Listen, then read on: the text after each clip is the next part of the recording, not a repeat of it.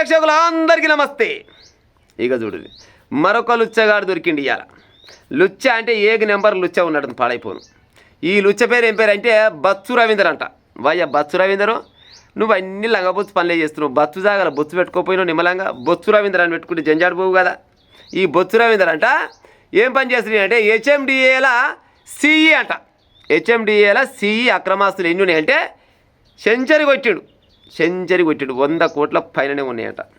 యాడికెళ్ళి మోపై తిర్రా నాయన మా సక్కదాన తెలంగాణ రాష్ట్రంలో పాడైపోను. ఎవరు ఏళ్ళు పెట్టినా గబ్బాసన వచ్చి పాడవుతుంది. 100 కోట్లు, 200 కోట్లు, 300 కోట్లు, 400 కోట్లు, 500 కోట్లు, 1000 కోట్లు. ఇక కొంతమంది మోతవర్లు అయితే ఏళ్ళ కోట్లు కూడా మింగి పత్త లేకుండా ఇక కట్టి కూడా అవపడతలేరు. తెలంగాణ రాష్ట్రం ఎప్పుడైతే వచ్చిందో ఈ 10, 14, 10, 12 ఏళ్ళ నుంచి మొత్తం ఇదే పని జరిగింది. కొంతమంది, అందరు కాదు కానీ కొంతమంది సంపద మొత్తం వీరకాయ పోయి పాడవుతుంది. ఈయన ఇప్పుడు ఈ అక్రమాస్తులని యాడికెళ్ళి వచ్చిన ఈయన సంవత్సరం అని కష్టం చేసినాడు. ఆడ ఈయన సంతకాలు పెట్టాలి, పలానా కాడ అపార్ట్మెంట్ కడుతున్నాం, బిల్డింగ్లు కడుతున్నాం అంటే కట్టినాం కానీ నన్ను నాకు 3 పక్కకు పెట్టాలి కానీ ఆడ 3 పక్కకు పెట్టి ఎందుకంటే ఈయన సంతకం అంత తెలివైంది కదా. నాకు తెలిసి ఈ తెలంగాణ రాష్ట్రం ఏర్పడ్డ కానించి ఇప్పటిదాకా ఈ హెచ్ఎండిఏలు అయితే మరికొన్ని సంస్థలు ఉన్నాయి కదా, వీటిల్లో ఉన్నోళ్ళ ముఖ్య తలకాయలు ఉంటాయి కదా, ఈ ముఖ్య తలకాయలు మొత్తం ఈ ఏసీ బలాల మీద రైడ్ చేయాలి. రైడ్ చేస్తే తెలంగాణ పట్టిన దరిద్రం శాంతిమేమో కానీ సగమన్న దెంకపోతున్నారు పాడైపోను. ఎవరి దగ్గర చూడు కోటాను రూపాయలు. నాకు తెలిసి బువ్వ తింటారా మళ్ళీ లేకపోతే పహలు తిని బతున్నారు మీరు, నాకు అర్థం కాదు. కానీ పిల్ల తరాలు కూర్చొని తిన్నా కూడా తరగని ఆస్తులు సంపాదిస్తున్నారు పాడైపోను. అంటే భూమి మీదకి పాడైపోను 500 ఏళ్ళు బద్దామని వస్తున్నారు మరి వీళ్ళంతా. రవీందర్ ఇంట్లో ఏసీబీ సోదాలు, బంధువులు బినామీళ్లలోనూ కూడా సోదాలు జరిగినాయంట. నార్సింగ్ నానగ్రామ్ కూడా మోగిలాలో ఇండ్లట 3 ఇళ్ళు ఉన్నాయంట. ఇండ్లే 3 ఉన్నాయా, పలాని కూడా 3 ఉన్నాయా పిల్ల నీకు? 3 ఇళ్ళు ఉన్నాయట ఈ మోతవారికి. బ్యాంకు ఖాతాల్లో 45 లక్షల రూపాయల బ్యాలెన్స్ ఉందంట. అమ్మర కొడుక, 45 లక్షల రూపాయల బ్యాలెన్స్. ఏడ కష్టం చేయొచ్చు మరి. ఈయన జీతం ఎంత కావచ్చు? ఓ 50,000 ఉంటుండొచ్చునా, 1,00,000 ఉంటుండొచ్చునా, పోనీ 1,50,000 ఉంటుండొచ్చునా. మరి ఈ 100 కోట్ల రూపాయల ఆస్తులు ఎడికెళ్ళి కూడా కట్టుకోవచ్చు.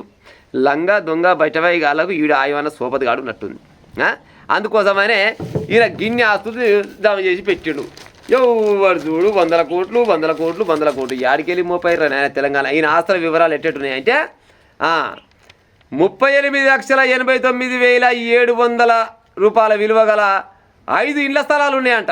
ఆ 5 ఇండ్ల స్థలాలు ఎక్కడంటే కొండకల్లు, కిష్టాపూరు, పసుమాల, నార్సింగు, నానగ్రామ్ గూడలో ఖరీదైన ప్రాజెక్టులలో 2,07,40,000 రూపాయల విలువ గల 4 ప్లాట్లు ఉన్నాయంట. అమ్మర కొడుక, ఏడబోయినా ₹1,00,00,000 ప్లాట్లేనా పిల్ల?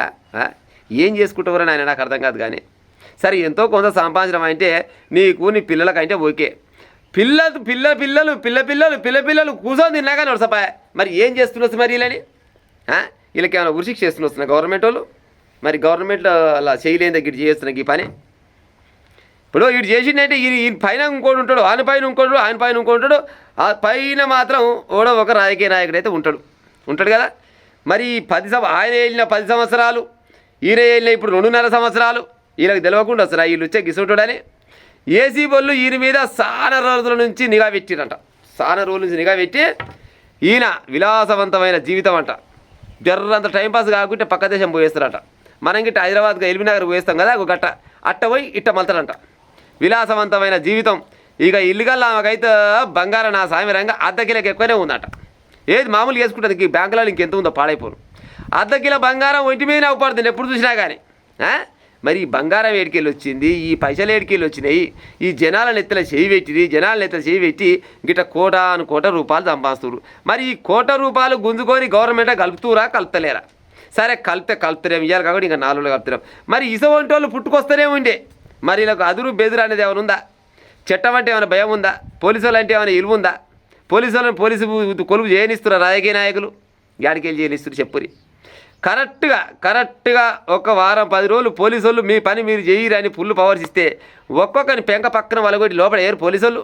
కానీ వాళ్ళు చేయనియరు, వీళ్ళు చేయరు పాడైపోను. ఎందుకంటే వీళ్ళు కూడా అలవాటు పడిపోయారు. పోనీ అమ్మాయి ఇవ్వడపోతుంది నెలనాటి నాకు జీతం వస్తుంది అనుకుంటే కొంతమంది పోలీసు వాళ్ళు అయితే పక్క ఉన్నారు. ఇంక కూడా కొంతమంది మంచి వాళ్ళు కూడా ఉన్నారు. కానీ మరి గవర్నమెంట్ వాళ్ళు చెప్తుంటారు కదా అధికారంలో ఉన్నప్పుడు, మా ప్రభుత్వం ఉన్నప్పుడు ఎలాంటి అవినీతి జరగలేదు.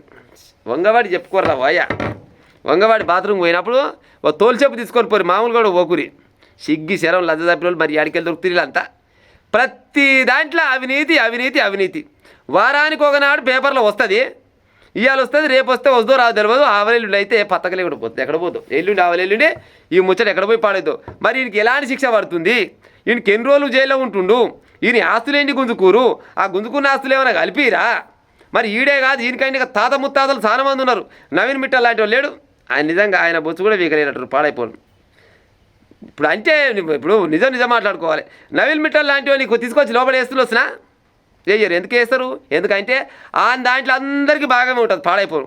అన్ని పార్టీలకు ఈ పార్టీ ఆ పార్టీ అని కాదు, అధికార పార్టీ అయినా ప్రతిపక్ష పార్టీ అయినా ఇంకో పార్టీ అయినా ఇంకో పార్టీ అయినా వీళ్ళందరికీ అప్పుడో ఇప్పుడు పాడైపోయి బిస్కెట్లు వేస్తూ ఉంటే నీకు నచ్చినంత దూసుకోపోనా అని చెప్పి వీళ్ళు కళ్ళు మూసుకొని కూస్తే వాళ్ళు కోట్ల రూపాయలకు వాళ్ళు పడగలెత్తుంటే పేదోడుగానే ఉండాలి, పైసలు మాత్రం పైసలు లేకనే ఉండాలి. గిట్లా ఉంది మన తెలంగాణ రాష్ట్రం. దీన్ని బంగారు తెలంగాణ అంటారు. ఇది బంగారు తెలంగాణ కాదురా నాయన, బరివత్తల తెలంగాణ అని నేను మొత్తుకొని నోరంతా కాయగాసి పాడవుతుంది.